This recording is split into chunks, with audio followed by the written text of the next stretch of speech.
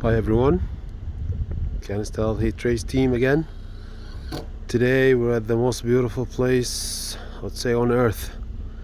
We're doing the snow melting system on the roof of the gondola, Banff Gondola.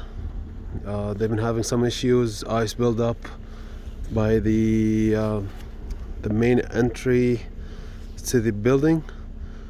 So we're installing the snow melt on the first roof and then the upper roof, and then zigzag, of course, gutter, and then the downspout using 8 watt per foot, 208 volt.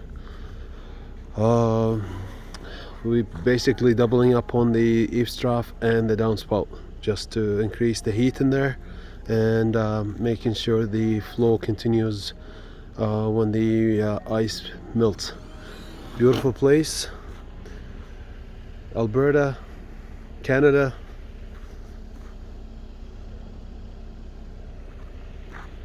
Contact us for any question, for any heat trace, power distribution related. We're gonna post more pictures and videos of this project.